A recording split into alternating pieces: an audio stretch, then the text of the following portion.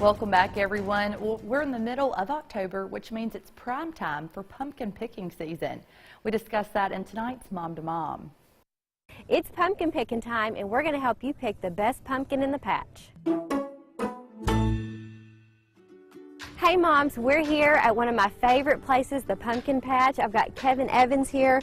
Kevin, my kids love picking out pumpkins. I don't know what I'm looking for in a pumpkin. Like, what should you look for? What should you not look for? If you get a pumpkin that's got a nice color to it and a nice, good, stiff, dark green handles, what you kind of look for, you know, your ideal thing, that's kind of what you're after. This one here has got a lot of bug damage. It's aphids that kind of ate on where we didn't spray at the very end.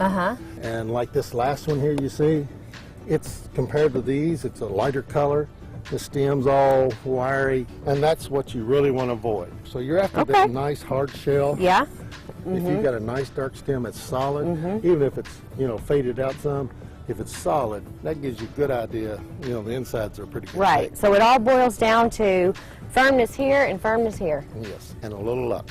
So these pumpkins are your carving pumpkins? Yeah. You don't make pies out of these pumpkins? These are, 99% of them are for carving. Gotcha. They're a soft shell, so they're not a hard shell. And as far as cooking, we use a lot of the pie pumpkins, but these are mostly carving. All right, Kevin, thank you so much for joining us. You've given us some great tips. Thank you. All right, moms, connect with me on Facebook, and I'll see y'all next week.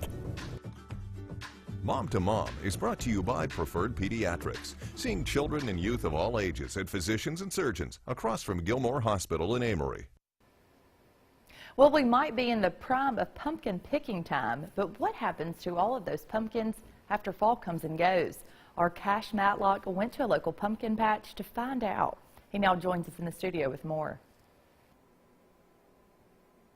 Well, Country Pumpkins in Caledonia has been growing and selling pumpkins for 18 years now. They offer over 100 different varieties of pumpkins, gourds, and squash.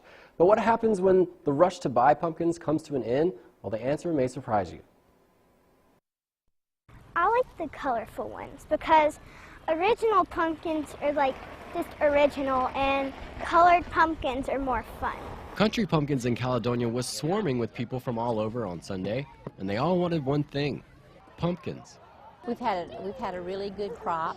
My husband irrigates the pumpkins, and they've been healthy and abundant. Production has been really good. We've had a bountiful harvest, and we're real thankful. It's actually 25 acres of land that produce pumpkins like this. And owner Dwight Colson says over the years, Country Pumpkin has added more features to its farm to keep up with the growing popularity. We have hay rides, we have a train ride for the kids, we have a 4-acre corn maze, we have a side-by-side that goes around the farm and lets the folks get a tour of the pine trees. But every year it's been something new, so it's just gotten bigger and bigger and bigger. When I drove up today, I was like, that is the most cars I have ever seen there. I mean, it's huge. But once the hype dies down in the next several weeks and the season changes, what happens to all these pumpkins that don't get sold? Normally we have a good number of pumpkins left over, and we donate these to the food banks, or we'll donate some to the animal sanctuaries. They say the big cats at Cedar Hill like to play with them. Our daughter-in-law Leslie comes on weekends, and she makes things like pumpkin bread. She makes things with our butternut squash. She has an apple butternut squash crisp that's real good that she sells. And as it turns out, pumpkins can be used for all sorts of things. And for the little ones, well, they're just plain fun to look at.